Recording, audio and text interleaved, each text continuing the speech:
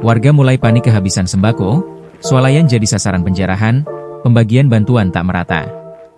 Warga Kecamatan Pandan Kabupaten Tapanuli tengah mulai menjarah makanan dan minuman di sejumlah swalayan, Sabtu, 29 November 2025. Padahal Gubernur Sumut Bobi Nasution dan bahan logistik telah tiba di Kecamatan Pandan sejak kemarin sore, Jumat, 28 November 2025. Dari video yang Tribun Medan dapatkan dari warga setempat, masyarakat mulai menjarah bahan pokok seperti beras, minyak, telur dan lain-lain di sejumlah swalayan. Misalnya di swalayan Aido yang berada di Jalan Lintas Sibolga Tapsel, Kalangan, terlihat toko tersebut warga berlarian mengambil bahan sembako.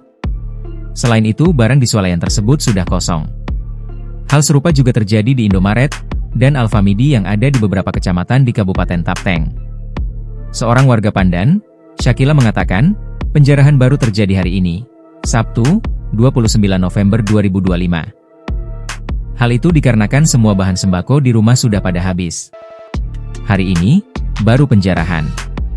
Karena bahan sembako kami udah pada habis, jelasnya kepada Tribun Medan, Sabtu, 29 November 2025. Selain itu, kata Syakila, bantuan logistik dari Pemprov Sumut belum terbagi secara merata.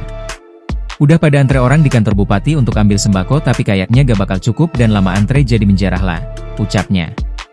Apalagi, kata Syakila harga telur, cabai dan lain-lain mahal pasca banjir bandang dan longsor. Telur RP sebutir 15.000, cabai Rp200.000 1 kilogram.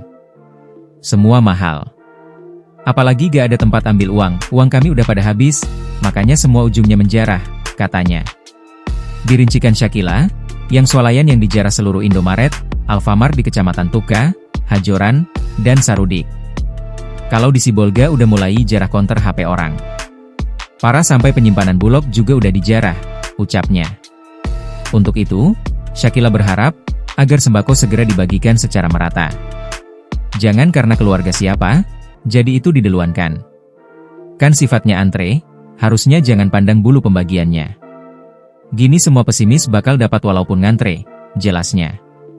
Diketahui, Gubsu Bobi sudah tiba di Bandara Pinang Sori sejak Jumat kemarin.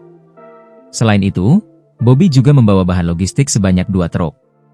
Selain itu, hari ini bantuan logistik sebanyak 5,5 ton tahap kedua juga sudah tiba di Tapteng. Download Tribun X sekarang, menghadirkan lokal menjadi Indonesia.